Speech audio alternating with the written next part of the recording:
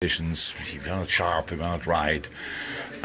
We tried to figure out who is ready, and I would say it was not a perfect choice from the beginning.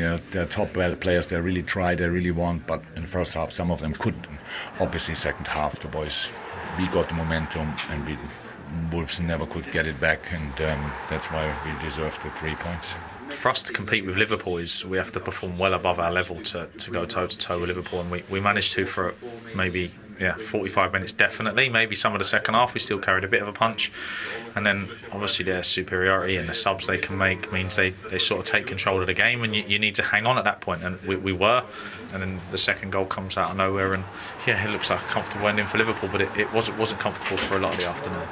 We can come up with excuses of, international break and a lot of people travelling, but at the end of the day you have to be ready for the game, and I don't think, it didn't look as if we were. Wolves played very well in the first half, put us under pressure, pressed us high up, forced us into mistakes which we're not used to making, and then we had to react. We had an uphill battle in the second half, and I thought the second half performance was really impressive. I thought we stayed on top, I thought we put them under pressure, and I thought we got our rewards in the end.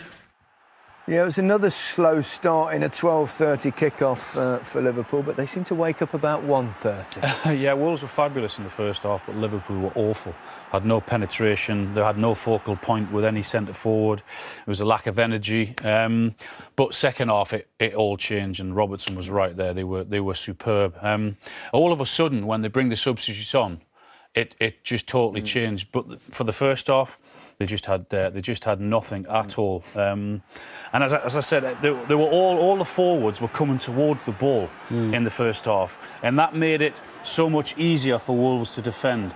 You can see the forwards there, all of them walking towards the ball. Look, no one prepared to go in behind.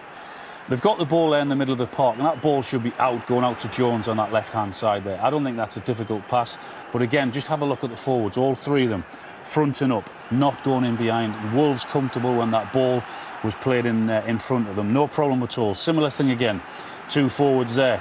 Again, nothing in behind. Wolves comfortable. Yes, they play the ball into Salah, but Wolves won it, and they won it with ease.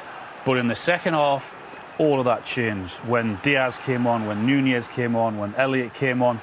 That ball that I said in the first half didn't go out to the left-hand side. It does now.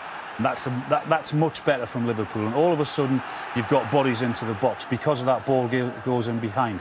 Now, nothing happens here with Salah, but what this does is, because of his run there, Wolves then go deeper and deeper. They might go 10 or 15 yards further deeper. Then that allows Liverpool to have the space in front of them and then play. And then that guy Robertson again and Salah, I mean, look at this for a way to pass. Robertson, the first pass, he follows that one.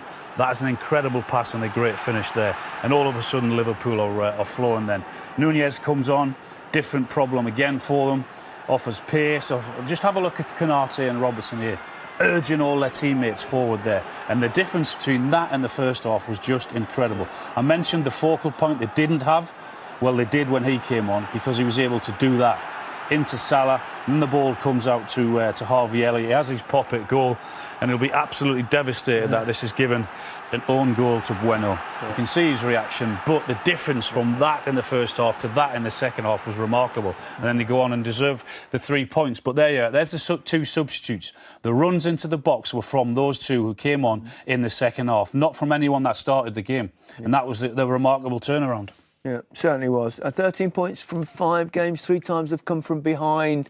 Can there be a threat this season, Danny, your own club? Absolutely. I think really, really positive signs. Great firepower, good variation in the front line. And the midfield boys, the new ones, look like they're settling in. So lots to look forward to for Liverpool this season. Indeed.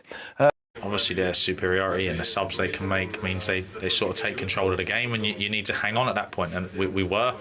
Thought the subs gave us some good legs, and then second goal, like I say, comes out of nowhere at 83rd minute. We get to at 1-1 without Sarr really making a save. I mean, once it goes 2-1, he has to make a couple, but generally Sarr didn't make too many saves. Obviously Liverpool had a lot of the ball and they had a bit of territory, but defended the goal very well. And then the second goal comes out of nowhere, and it looks like a comfortable ending for Liverpool, but it wasn't comfortable for a lot of the afternoon. The first half was really bad, and the second half was really good. So, do I want to see that every week? No, but for today I take it. And Yeah, massive 3 points. I thought we were bad first half, but Wolves was really good as well. So that's the truth as well. They did exceptionally well.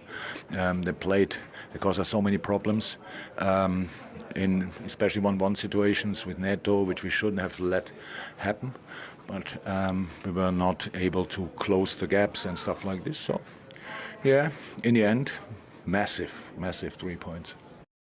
I love that summary from Jurgen Klopp. We were really bad in the first half and really good in the second. But talk about chalk and cheese. Yeah, he's not wrong. I mean, partly down to how poor Liverpool were. I don't think I've seen them give the ball away as much in a half in my lifetime. It was incredible. They missed Trent Alexander-Arnold and his ability to pass forward. And on the opposite end of that, Wolves were terrific. They were dominant. They won every ball in midfield. They had great energy. And they should have been more than a goal ahead at half-time. And if they take their chances, it's a different game. But it just gave Liverpool something to come out and chase after in the second half. 1 goal behind. You know Liverpool's firepower. They have the ability to get back into the game, and it showed.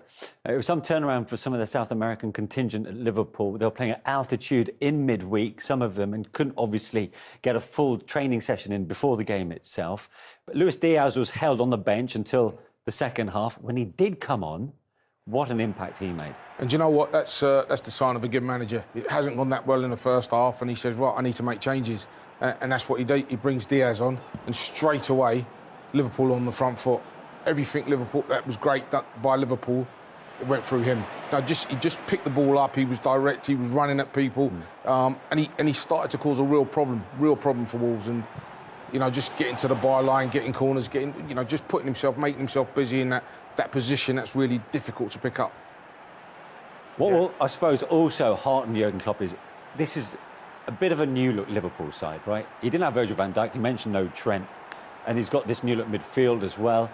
To show this resilience with this new batch of players would be the best thing, right? Yeah, I mean, I think that's the third time this season they've come back from behind to win a game. And, you know, for all how vocal Jurgen Klopp was about this 12:30 fixture and how it'd be difficult for his team, it was his team that looked like they were full of energy in that second half. Like, as the game went on, they looked stronger. It was Wolves that looked tired. So it was important that his team got over this 12:30 hoodoo. I think they'd drawn 3 and lost 3 of the previous 6 games at that time. But they ended up comfortably winning that game. But more on that, it does make a difference, right? Going into a weekend after the international break, playing the first game when players have been away on international duty rather than the 3 o'clock game. I mean, most managers would probably want to play the 3 o'clock game rather than the 12:30 because your whole routine gets changed. Yeah. So, you know, as you said, the results they've had in the past haven't been that good. So to get that result today, and I think what knocked the stuffing out of Wolves was the chance that they missed the second opportunity to go 2-0 up. If they'd have done that, all of a sudden you go on from